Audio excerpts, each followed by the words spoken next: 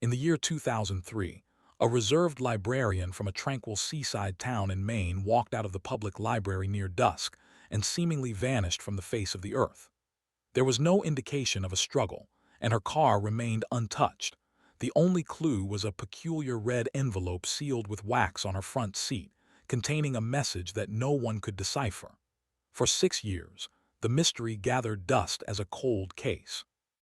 Then a fierce summer storm cast something up from the sea, a dented, tightly sealed tin box enmeshed in seaweed. What lay inside would begin to unravel a secret the town had kept buried for decades.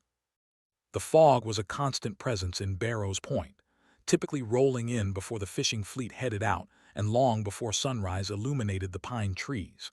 It would creep in gently, like a soft haze on a window, blanketing the seaside community as if to conceal its secrets. On the morning of October 9, 2003, the fog was exceptionally dense, so much so that it tricked the old automated harbor bell into ringing a second time due to the poor visibility. Very few of the townspeople paid it any mind. It was just another damp Thursday in a town where things rarely changed. But on this day, something significant had changed. Around midday, the employees at the Barrows Point Public Library began to worry when they noticed that Evelyn Wick had not come in for her shift. Punctuality was one of her defining traits. She was never late. At 67 years old, Evelyn was a widow who had only just retired that spring, concluding a 42-year career as the head of the library. The library itself was a classic coastal building, situated between a museum dedicated to the lighthouse and an old bait shop with weathered steps and a bent weather vane shaped like a book. Despite her retirement, Evelyn couldn't stay away, continuing to volunteer 3 days a week to assist with cataloging, tidying up, and, as she often said, preventing the Dewey Decimal System from collapsing into disarray. She resided by herself in a modest clapboard house on Birch Hollow Road, which was less than a 10-minute drive from the library. The town residents had a fond joke about her, saying that Evelyn was like a living, breathing card catalog, meticulously organized, incredibly reliable, and holding countless stories within. The last time anyone saw her was on the evening of Wednesday, October 8th, at approximately 5:45 p.m. She was seen locking the library's back door, a canvas tote filled with returned books hanging from her shoulder. She exchanged a courteous nod with Curtis Weller, the town's long-serving janitor, before walking off into the enveloping fog. She did not arrive at her house that night. The following morning, her neighbor grew concerned after noticing that the day's mail was still in the slot of her front door and that her porch light remained on from the night before, prompting a call to the sheriff's office. The official search for Evelyn began as dusk settled that day. Investigators found no evidence of a struggle, no unusual tire tracks, and no indication that anyone had forced their way into her home or the library. Her vehicle, an old pale blue 1991 Buick Century, was discovered perfectly parked in its usual spot behind the library. The keys were in the glove compartment, and the doors were locked. Within the car, they found a travel mug half full of herbal tea and a folded crossword puzzle from October 7th. There was, however, one very peculiar object that baffled everyone. A small envelope, damaged by moisture and sealed with red wax, was resting on the passenger seat. The envelope had no address or writing on it, only a faint impression of a pine cone shape in the wax seal. This seal was unfamiliar and did not correspond to any used by the library or found among her personal effects. When opened, the envelope revealed a single sheet of paper with one sentence written in stark block letters. "You left something behind." That was the entire message.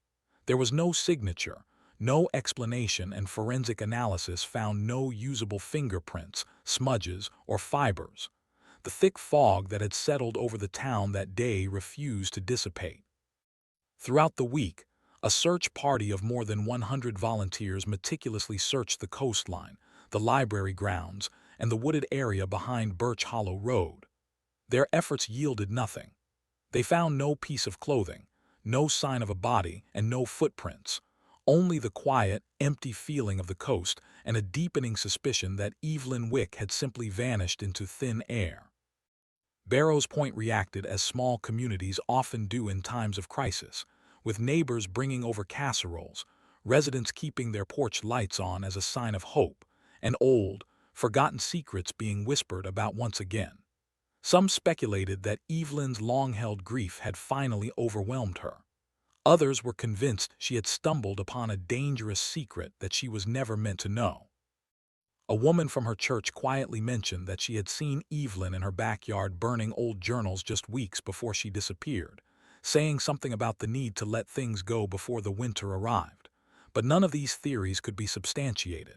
Gradually, the investigation stalled and became a cold case. Within 2 years, her small cottage had been sold. After 3 years, the fog no longer seemed to trigger the harbor bell by mistake. And by the 4th year, Evelyn Wick's name was seldom spoken aloud by anyone other than the library staff who still remembered her. During the summer of 2009, the weather suddenly shifted. A fierce storm arrived from the Atlantic Ocean earlier than usual, throwing ocean wreckage far onto the land.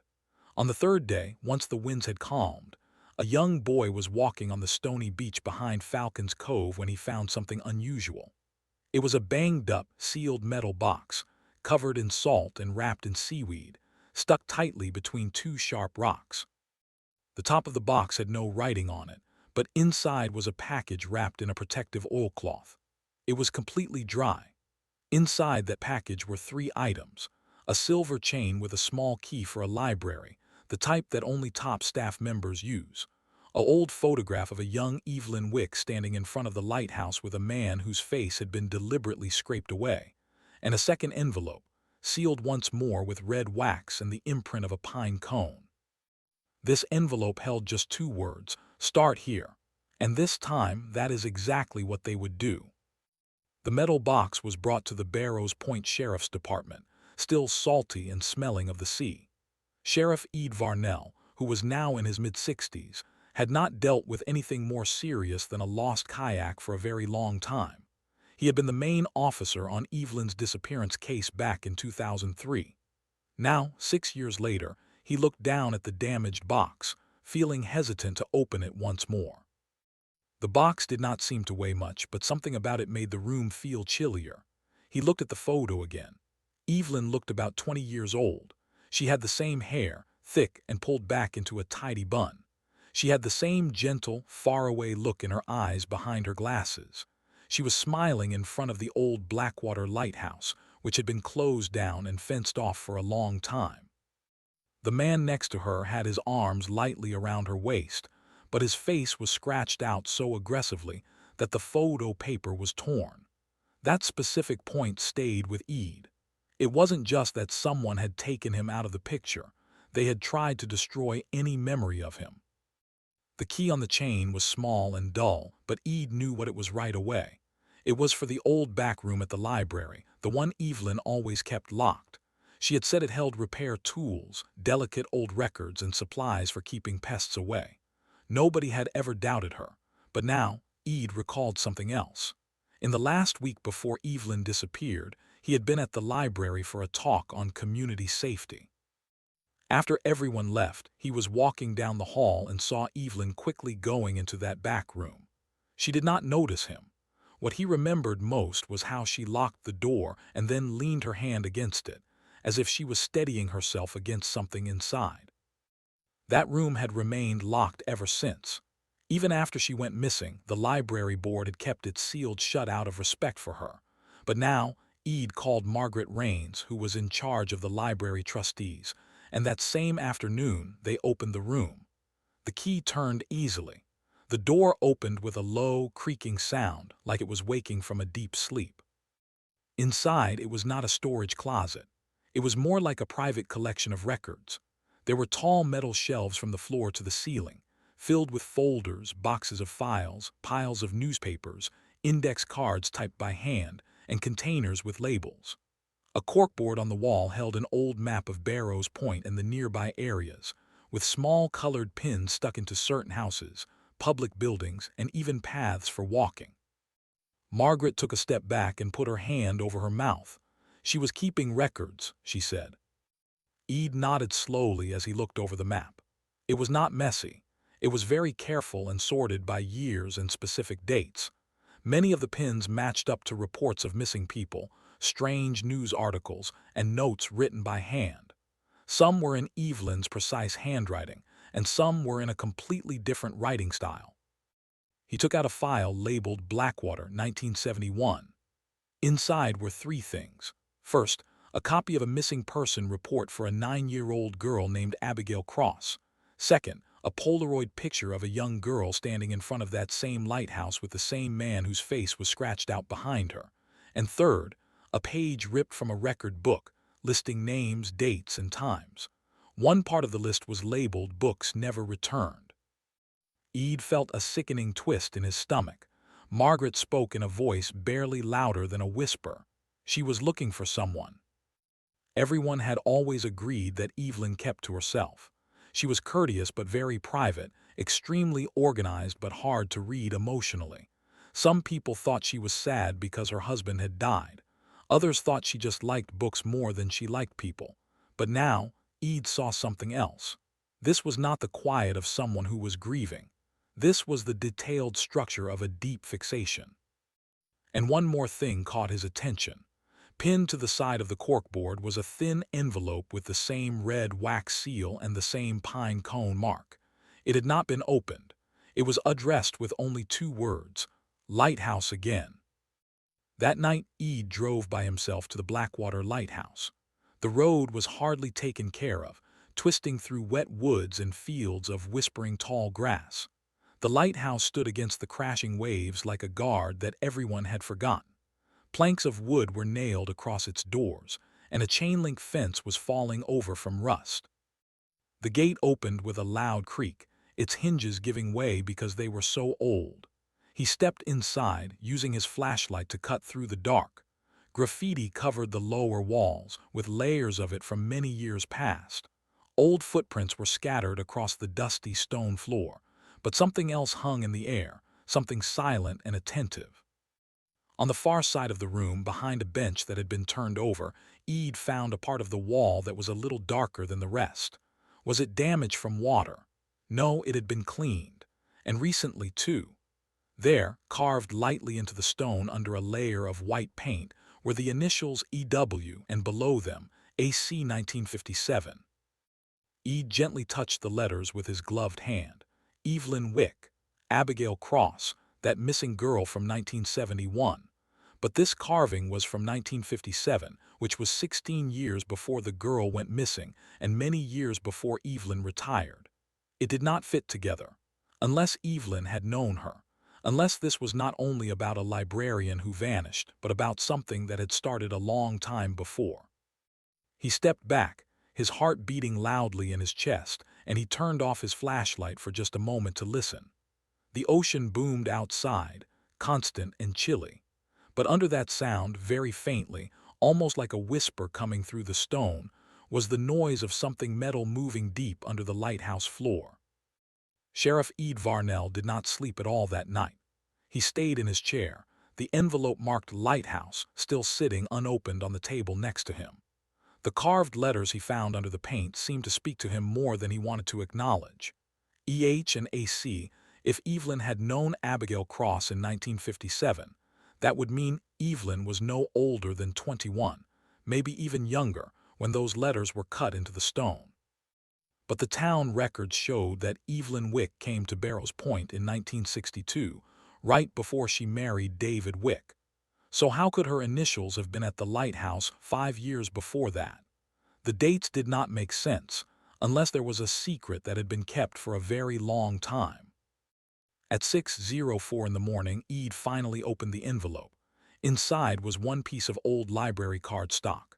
There was no writing, only a date stamped at the top in red ink. July 14, 1957.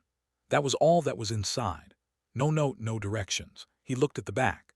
It was empty, but near the bottom, pressed so lightly into the paper that you could only see it if you held it up to the light, was the title of a book, The Marsh Children by Alois Hargrave. He knew that book right away. It was a local story, a book that mixed made-up tales with real ones. It was about two kids who walked into the marshes during a storm and were never found. The book was not printed anymore since the 1960s, and people hardly talked about it, except for some older teachers who used it to warn kids about being out too late. Eid remembered the cover, a light blue with two shadowy figures walking into tall grass. It had scared him when he was young, and Evelyn had always kept a first printing of the book locked up in the reference room. He drove to the library before the sun came up. The town center was still quiet. A low mist hung over the streets. The outside of the library looked like it was from another time, with closed-up windows, dark shingles stained by rain, and a wrought iron gate that had been broken for years. He let himself inside. The reference room was very cold, too cold for June, as if something cold had just been there. He went to the back wall, opened the glass case, and saw the copy of The Marsh Children still there. He took it out. Inside the front cover, tucked behind the dust jacket, was a folded piece of old, yellowed paper. It did not belong to the book. Someone had put it there later. It was a list of names, written by hand, 10 of them. Some had lines under them and some were crossed out. Only two were names he knew, Abigail Cross and Evelyn Hale. Hale, not Wick. Evelyn had changed her last name, and that changed everything. He sat down at a reading table nearby. His heart was beating steadily, but a cold feeling was moving into his hands. He turned the list over. On the back, someone had written a short sentence, "Don't let it happen again." He looked at the paper for a long time before taking out his phone.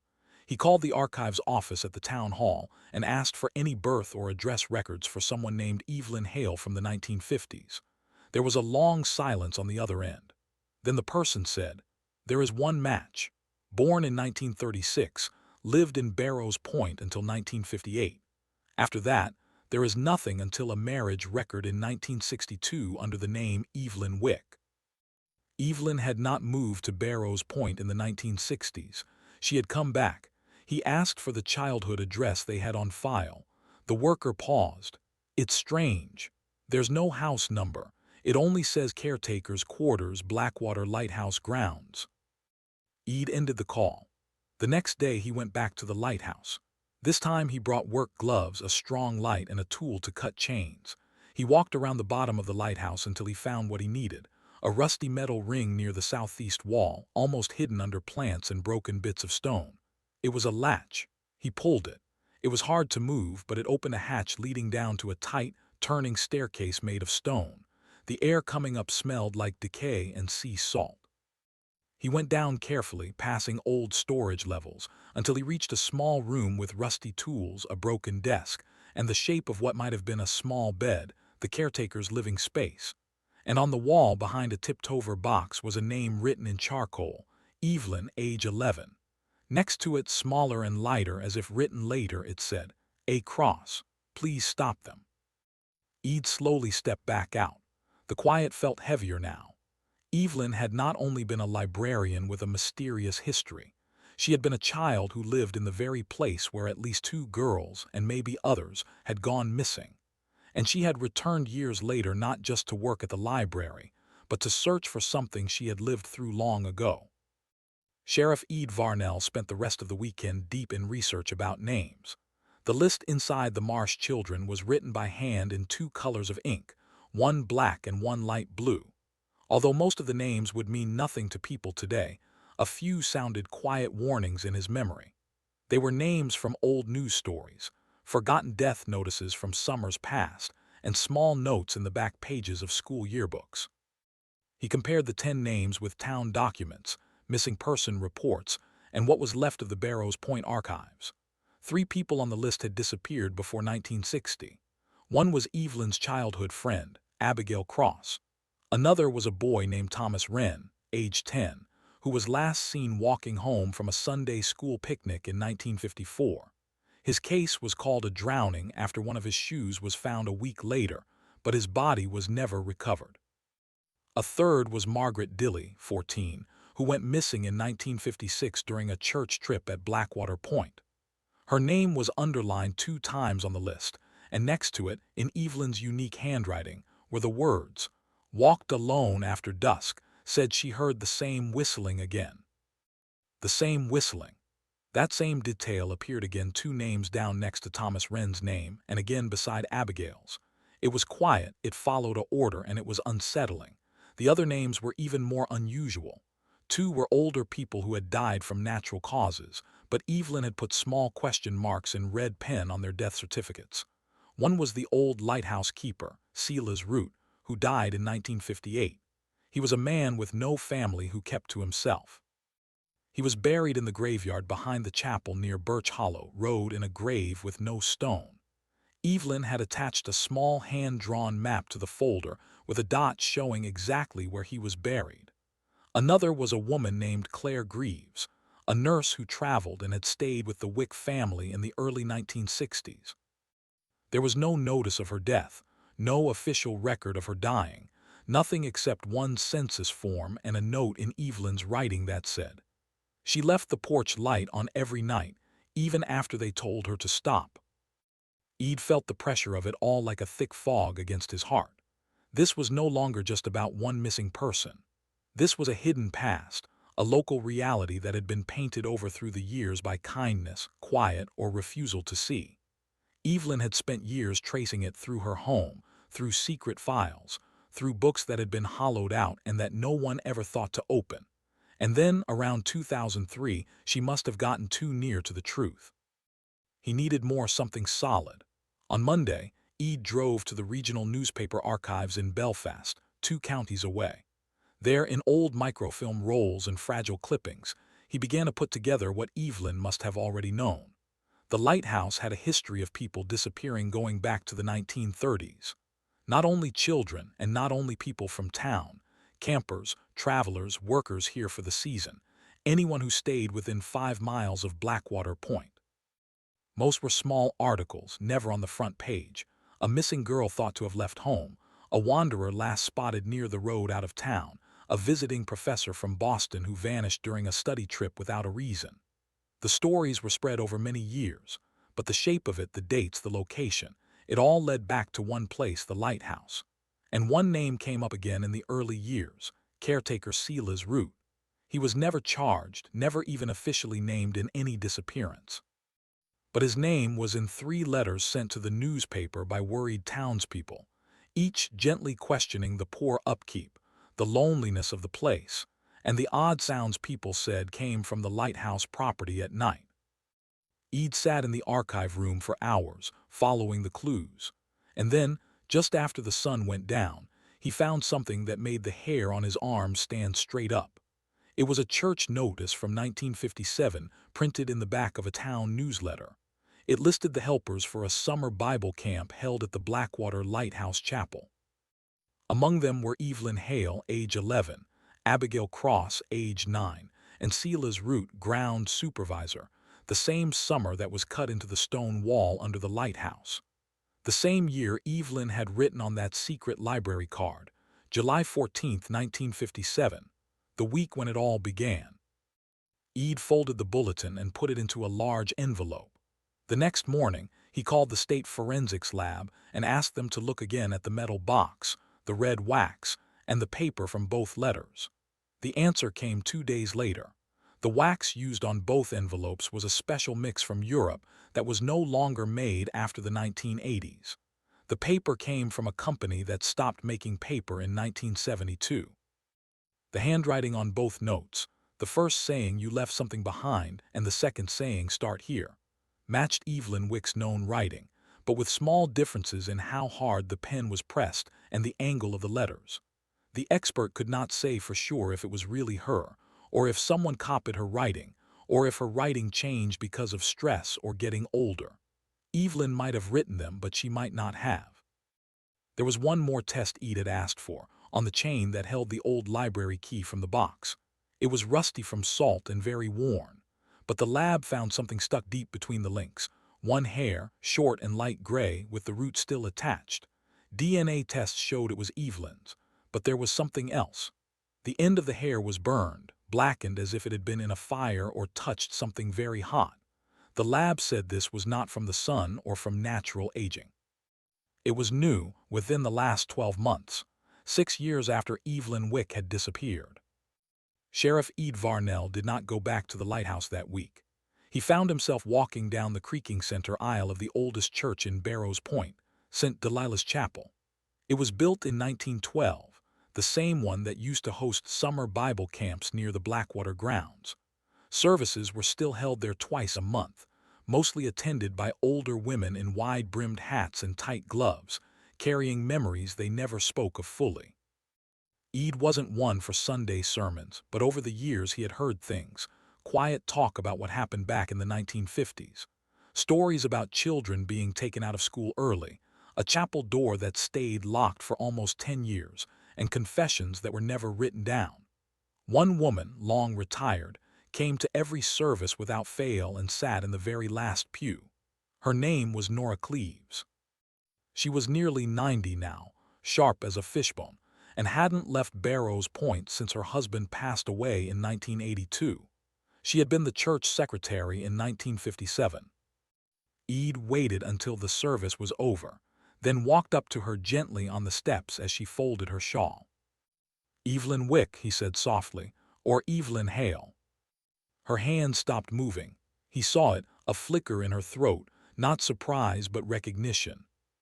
"She was always reading," Nora said after a long pause. "Even when the other girls were outside, her and that Abigail girl stayed at the edge of things." "Do you remember anything from the summer of '57? Her voice turned thin and dry. "Too much and not enough. Evelyn and Abigail carved their names into the lighthouse wall. Did you know that?" "I know someone scrubbed it off." "Someone or you?" She looked up at him. Her eyes were cloudy, but her voice was clear and sharp. "I kept records. I always kept records, but not everything was meant to last." "Did something happen?" She didn't answer right away. She just adjusted her shawl. "They said Abigail ran off," she finally whispered. "But no child that age runs off with no shoes and no sound. And no one ever asked where Evelyn was for those hours she was missing either. Not then." "How long was she gone?" "4 hours. Nora said she came back soaking wet. Said she fell near the marsh, but there wasn't a scratch on her, just mud on her hands. And something wrapped in her pocket." "What was it?" Nora hesitated, then lowered her voice. "A silver button, the kind only used on the caretaker's coat." That same caretaker was Silas Root. Eid felt that old, heavy feeling return. He asked if she still had any records from that summer. She did, in a trunk in her attic, tied shut with twine and a Methodist hymnal ribbon. She brought it to the sheriff's office 2 days later. Inside were old camp lists, attendance logs, and handwritten notes about meals and chapel songs. But tucked all the way in the back, almost too faded to read, was a torn piece of paper that made Eid stop cold. A child's drawing, 2 stick figures, one big, one small, standing next to a crooked lighthouse. Under it, in shaky crayon, was written, "She said he watches." No name, no date. But on the back, written in neat cursive, was Abigail C., age 9. The deeper Eid went, the more it seemed like Evelyn had been chasing shadows from her own childhood, shadows no one else wanted to face. But the more he looked, the more real those shadows became. He returned to the chapel 3 days later with a search warrant. The basement had been used for storage for a long time, folding chairs and hymnals, but one wall near the back of the foundation had visible cracks. The cement didn't match the rest. There was a slight change in the height of the floor underneath. He brought in ground-penetrating radar the next morning. It didn't take long to find something, a hollow space under the floor, about 4 feet wide, 6 feet long and shallow. Burial depth. Eid stepped back, his heart gone quiet. The warrant was expanded. Excavation was ordered. It would take days. If something was buried under the chapel, time had already done its work. But that night, as Eid sat alone looking through Evelyn's old files again, one thing slipped out from between 2 pages. A photograph. No label, no stamp, almost ruined by water damage but clear enough. It showed the chapel in 1957. In the far corner, half hidden behind a row of children, stood Evelyn, her eyes fixed on the camera, her face empty. And beside her, barely visible, was a man in a long double-breasted coat with silver buttons, one hand resting on her shoulder. The digging started at sunrise. It was a cool morning in late July. Dew clung to the chapel grass like frost, and for a long time the only sound was the low hum of equipment being carefully moved into place. Sheriff Ed Varnell stood with his arms folded as the crew from the Historical Recovery Unit began drilling into the cracked back corner of the chapel foundation. The church board hadn't been happy, but once the court order was signed, there was no stopping it. Not after what was found in Evelyn Wick's files. Not after the child's drawing.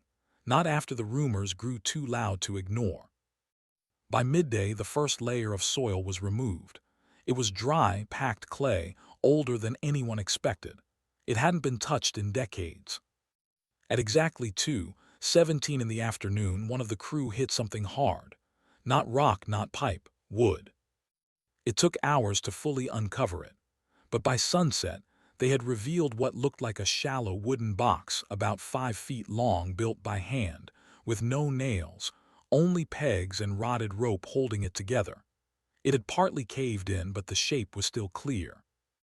A coffin. No markers, no headstone, no records of any burial on church grounds that matched where it was found. The medical examiner came that evening, but it took until the next morning to lift and remove what was left. The body inside was almost completely skeletonized, child-sized. The clothes had rotted away long ago. Only a few rusted fasteners and the faint shape of a shoe sole remained. They found a silver button stuck in the rib cage, just one. Forensics estimated the remains were between 8 and 10 years old. The state lab would take weeks to process DNA. But Ed didn't need to wait. He already knew. Abigail Cross had never run away. She had never wandered into the marshes alone. She had been buried under the floor of her own church. Ed spent that night walking through the library aisles. He didn't need permission anymore.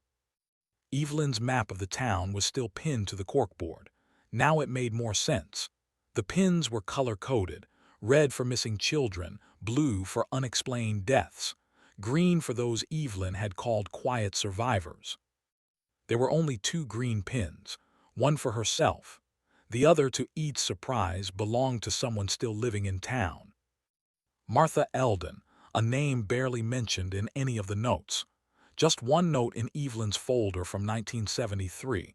Martha E. whispered it again in sleep. He said, "We disappear like pages." Ed found Martha in the nursing wing of the Barrows Point retirement home. She was 74 now, mostly blind, and spent her afternoons humming by a sun-faded window. She hadn't spoken clearly to anyone in almost 10 years. But when Ed sat beside her and said the name Evelyn Hale, she stopped humming. Her hands gripped the edge of her blanket. "Page 10, she said softly. Ed leaned closer. "What's on page 10, Martha?" She whispered again, "That's where it stopped. That's where we weren't allowed to read." He didn't understand at first. Then it came to him. The book, The Marsh Children. He went back to the reference room that night and opened Evelyn's copy again. Page 10 was blank, neatly torn out. No yellowing, no accidental tear. It had been removed on purpose. He checked the index. Page 10 should have described the moment the children hear the whistling for the first time. Instead, there was nothing, just a faint trace of glue and a thin line in the binding. Ed felt his skin go cold. It was the same whistling Evelyn had been tracking, the same sound Abigail had supposedly mentioned to Nora, the same thread running through every disappearance in Evelyn's files. It wasn't just a book, it had been a blueprint, a hidden record, a warning. He started looking through every copy of The Marsh Children he could find in libraries across the state. Most had the same thing missing, page 10, torn, faded, or replaced. A few were complete. In one, found in the Augusta Rare Books collection, the original page 10 was still there. Ed stared at the words long after the page was scanned and saved. They heard it again, the high curling sound like wind caught in a bottle, and the older one said, "Don't look back or he'll pull you through the reeds like paper through fire." That line wasn't fiction. Not to Evelyn, not to Martha, not to the others who had disappeared after hearing it. It was a coded message written at a time when no one would have believed a child's whisper over a man's position. And for Evelyn, that line had been enough to keep her searching long after the last body was buried and the last witness fell silent. But Ede now believed she had found something more, something new, something recent, something that made her disappear too. By the second week of August, Barrow's Point had changed. People in town spoke more quietly in the streets. The chapel stayed closed for good, and at the far end of the cemetery, under a pine tree leaning toward the sea, a temporary headstone was placed for Abigail Cross, 62 years after she vanished. But Evelyn Wick was still missing. Sheriff Ede Varnell sat in his office surrounded by boxes of papers. Old files from the library basement, Martha Eldon's statements, field reports from the chapel dig, and copies of the Marsh Children spread across his desk like a puzzle with no corner pieces. He kept coming back to one phrase from Evelyn's notes: names disappear, but habits leave fingerprints. Evelyn had always been careful and orderly. If she left a trail, it would be subtle, somewhere forgotten, somewhere quiet. And then Ede remembered the place she went to every Wednesday like a ritual, even after she retired, the reading garden behind the library, hidden by hedges and an old iron gate. It was where she would sit with a thermos of tea and a paperback she never seemed to read, where she talked to no one, listened to the birds, and watched the ocean. He walked there that afternoon.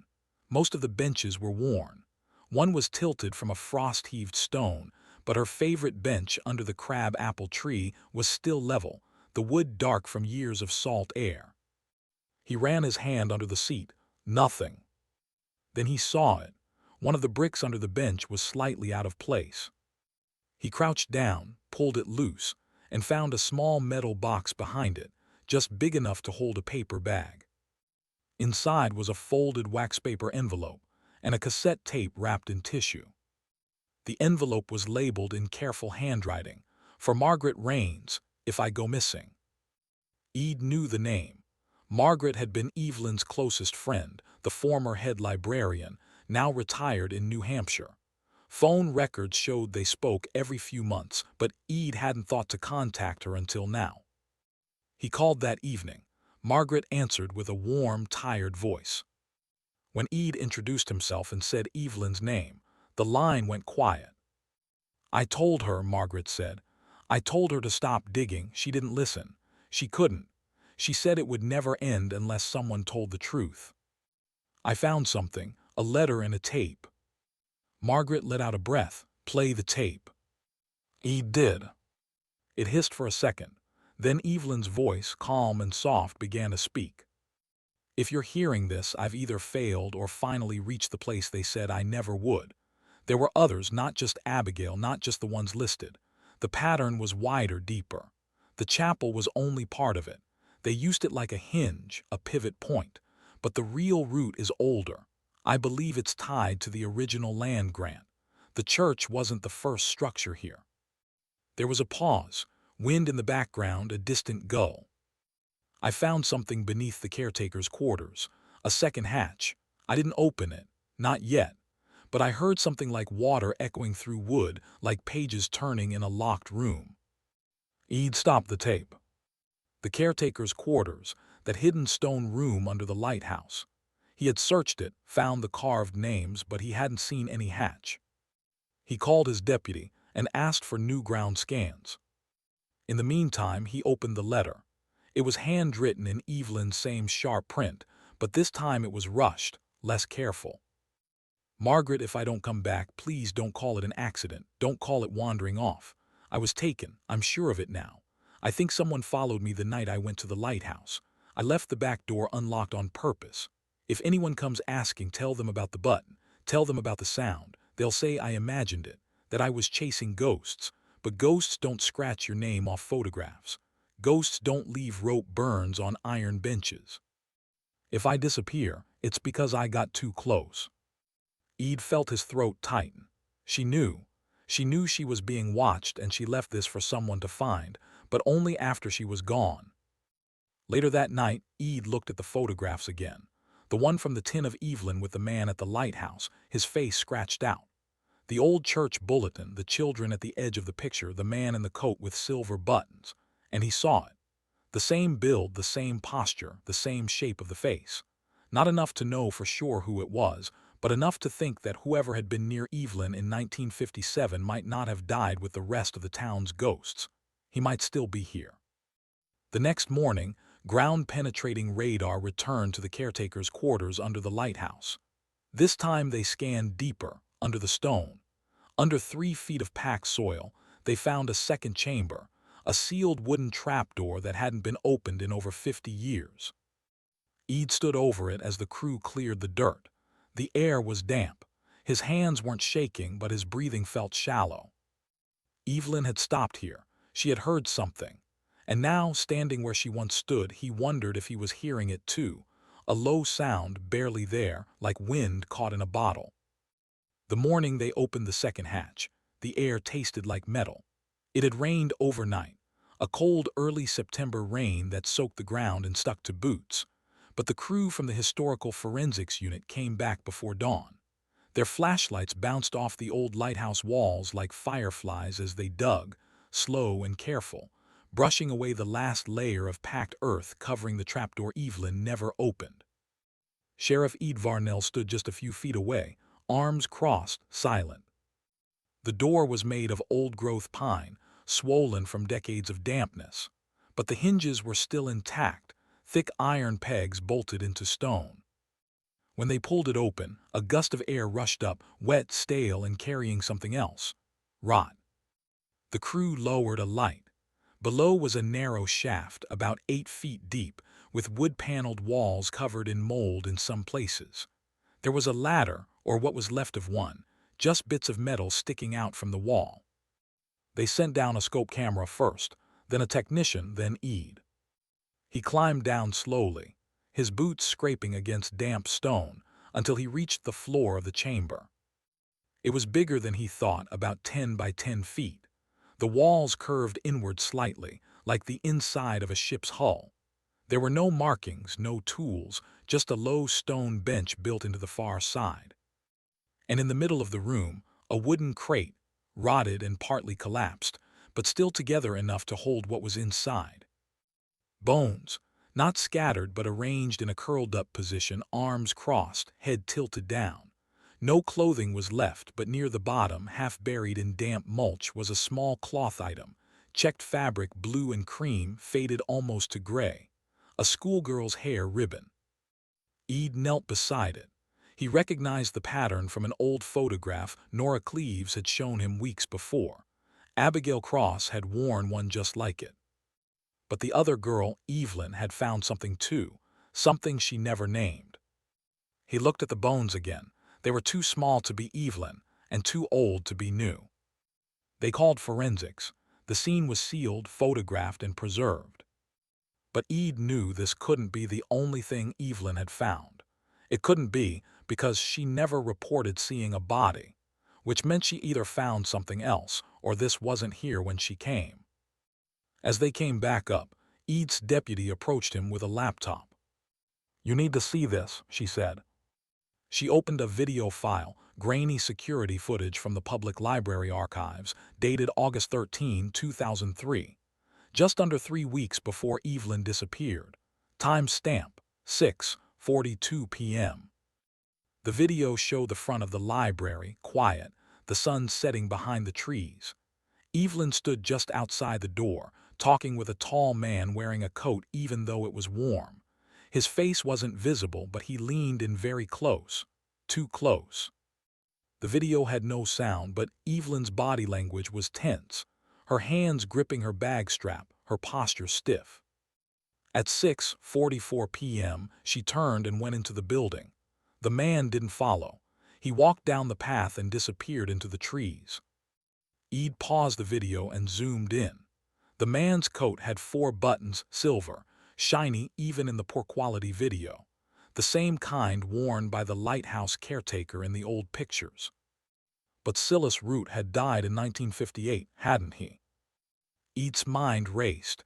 Could it be someone pretending to be him, a relative, someone who took over the uniform and the role?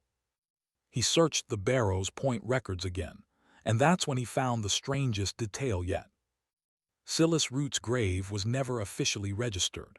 There was a cross in Birch Hollow Cemetery, yes, but no official burial certificate, no medical record of his death. Only a handwritten note in the church logs dated May 1958, interred at dawn. No service per request. No service, no coffin details, no witness names. Only the initials of the person who officiated at the bottom, E.H. Evelyn Hale. She was only 22 in 1958. It didn't make sense, unless she saw something or helped bury something. The next day, Ead went back to the lighthouse alone. He sat in the old caretaker's quarters, flashlight in one hand, Evelyn's last envelope in the other. He read her words again, "Don't call it wandering off, I was taken." He opened his recorder and started speaking everything into it. Every name, every body, every lie the town had written over. Because even if Evelyn never came back, her story had, and it was no longer staying quiet. Sheriff Ead Varnell did not sleep at all the night after they opened the hidden room. He stayed at his desk, which was covered with files, pictures, and the final words written by Evelyn. His office walls were now a patchwork of her writing, notes, reports on missing people, old maps and marks showing where things used to be. Yet, one link had escaped him from the very beginning, the man in the long coat. Silas Root, the caretaker, was thought to have died in 1958. But there was no death certificate, no known family, and no body, only a grave marker with no official paperwork to back it up. Ead had developed a theory, and it was a horrible one. It wasn't about ghosts or something magical, it was just quietly evil. Silas never actually died, or if he did, then someone else began using his name. Ead looked again at the 1957 church newsletter and its list of volunteers. There were no pictures of Silas Root, no school yearbook entry, and no government record of him after 1953. He was called a caretaker, but that was just a word, not a formal job title. It could have meant anything. Evelyn must have figured this out too. Her files stopped using Silas's name around 1998. After that, she referred to him as the Watcher, a person she thought stayed close to the lighthouse, living quietly on the edges of town, maybe using a different name. One note from July 2002 talked about a man she followed from the cliff path to a small, worn-down building past Blackwater Point. It was a shack that Ead had written off years before as storm-damaged storage. Evelyn wrote, "Saw him again. Same coat, limped, didn't speak, looked directly at me when I passed, then turned back toward the cliffs. Why hasn't anyone asked where he sleeps?" Ead went back to that area the next morning with 2 deputies and a police dog. The shack was still there, hardly standing. One window was broken and the door was locked shut. They broke the lock and went inside. There were only a few things inside: a cot, old cans, a kettle, and a stack of books in the corner, damaged by water, mostly adventure stories and old hymnals. But under the cot was a large leather-bound journal, almost completely filled. There was no name, just notes. The entries were dated from 1960 to 2003, all in the same handwriting. The writing did not match Evelyn, nor Margaret's, nor Nora's, but it looked familiar. Ead sent samples to the forensic expert who had examined the wax-sealed notes. The answer came back the next day. The handwriting in the journal matched the envelope that said "Start here." But it did not match Evelyn's known handwriting. Someone had faked her letters, writing them in her style, and placed them in the tin box. That meant someone had access to her original files, someone who wanted Ead to find the clues, but only specific ones, like a trail of breadcrumbs meant to lead him the wrong way. Ead turned the pages of the journal. Most entries were short, noting things like the weather or birds he had seen, but mixed in were darker remarks. "Girl from chapel still asks questions, avoid next week," sounded like her voice again from the bench. Removed page 10, too close. "She'll stop now. She won't stop." The last entry was dated August 31, 2003. Came again. Brought a flashlight. Stayed longer this time. We'll have to move her. Her, not a thing, not a memory, a person, Evelyn. Ede's hand trembled as he shut the book. If that entry was real, then Evelyn had not disappeared during a casual walk. She had been taken, hidden, moved, possibly kept somewhere, alive or not, for hours or even days longer. There was one last clue in the shack, an envelope taped to the bottom of the kettle. Inside was a single photograph. It showed a young girl, no older than 10, standing outside the old Barrows Point schoolhouse in 1957. Her name was written on the back, E. Hale, and behind her, standing in shadow, was a man tall, his face hidden but clearly the same build, the same posture, wearing the same long coat with silver buttons. It was the man Evelyn described in her letters, the one she called the Watcher. But on the back of the photo in faint pencil was one more name, J. Root, not Sila's, Joseph. Ede went back to town and searched every record he could find for a Joseph Root in the area. There was nothing in Barrows Point. But in 1954, 3 years before the Bible camp began, a Joseph Root, age 26, had been let out of a sanitarium in northern Maine. He had no known family. His condition was noted as stable with supervision. He had previously worked as a groundskeeper for a church orphanage. He was released to an unknown guardian. There were no further records except for one small note. Formerly employed at Barrows Light prior to admittance. Returned to original area. Supervised role requested. That role was caretaker.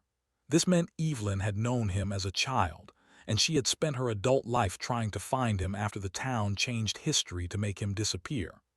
They altered his name, hid the records, and pretended Sila's Root had always been the lighthouse keeper, but it was really Joseph. And if he had lived quietly among them using a false name, the real question now was, where was he now? Because if the last journal entry was true, Evelyn wasn't just gone. She was moved, and someone had wanted Ede to follow the trail, just not quickly enough. They found her on a Monday, 6 years and 9 days after Evelyn Wick walked out of the Barrows Point Public Library and vanished without a clue. It happened quietly, almost too quietly for what it meant. A deputy noticed something odd during a routine search of the coastal cliffside trail, just past the overgrown path where the shack had been. The top of a rusty cellar door, partly hidden under years of moss and dirt. It had once been painted red, maybe from an old utility shelter built in the 1930s. They cleared the entrance, forced it open, and what they found inside was simple and terrifyingly so. A single room no bigger than a tool shed. A cot, a bucket, a radio, an oil lamp, and chained to the far wall a rusted iron ring. Below it on the ground, partly buried in dirt, were bones. Pieces of clothing still stuck to them. It was the gray cardigan Evelyn had worn the day she disappeared. Her library pin was still attached, with the initials EW faintly engraved on the back. Dental records confirmed it was her a week later. Evelyn had never left Barrows Point. She had been buried beneath it, held captive likely for weeks or longer before dying from dehydration or injury. The official report was cautious. Too much time had gone by, but the cause was listed as homicide by blunt force trauma. They found one more thing nearby, a small metal object nearly missed in the soil. A silver button just like the ones from the caretaker's coat. But this one had a groove, a notch as if it had been used to unscrew something. Taped to its back, almost too faint to read, was a tiny piece of paper. One word in Evelyn's handwriting, Joseph. Even in death, she had wanted him to be known. The media arrived. The state attorney general started an investigation. A cold case team came to town. Ede gave them every file, every journal, every photo Evelyn had gathered over 40 years. They scanned and cataloged everything. But the main question was still unanswered. Where was Joseph Root? No fingerprints matched. No DNA was found in the journal. There were no recent sightings. The shack had been empty for years, and the man in the 2003 security video was never identified until Ede got a call from Margaret Raines, Evelyn's old friend. She had found something. In a box of old photos from a staff retreat in 2001, she noticed a man in the background, tall, wearing a tan cap and a long coat, his face turned away. She scanned it and sent it to Ede. Ede compared it to the 1957 chapel photo. Same posture, same broad shoulders, same long coat. Then something else made sense. In the 1999 Barrows Point census, a new resident had listed himself as Jonas Reeve, age 67, a retired groundskeeper. He lived on the outskirts, listed no previous address, had no driver's license, and paid in cash at the local store. He disappeared in 2004, right after Evelyn vanished. Ede searched through missing person reports across the state. Nothing came up for Jonas Reeve, but a hiker's blog from 2009 described a strange meeting in the woods of New Hampshire. A man in a long coat, alone, who didn't speak, just stared and walked away. "Gave me chills," the hiker wrote. The location was near Mount Lafayette, the same area where the tin box had washed up in 2009. The case is still open. No arrest has been made, and there is no confirmed whereabouts for Joseph Root. But Evelyn's files are now owned by the state and used in training workshops on how to track cold case patterns. Her story, once ignored, became an example of how a determined citizen can pursue the truth. Barrows Point held a memorial that fall. Dozens of people came. The chapel was reopened. A plaque was placed near the bench where Evelyn used to sit. Her name is now carved in stone. Evelyn Hale Wick, 1935-2003, librarian, daughter, witness, truth teller. Next to it is a quote from her own journal: "Stories are how the forgotten survive." Sheriff Ede Varnell retired 2 years later. But every year on the anniversary of her disappearance, he goes back to the bench behind the library. He brings flowers and sometimes a tape recorder. And sometimes, when the wind blows just right, he feels sure he can still hear it, that faint whistling, like wind trapped in a bottle. The sound she heard before she disappeared. The sound children used to whisper about near the chapel. The sound of a name someone tried to erase, but which never fully went away. Joseph, still out there, still watching, maybe waiting, but not forgotten because Evelyn made sure of that.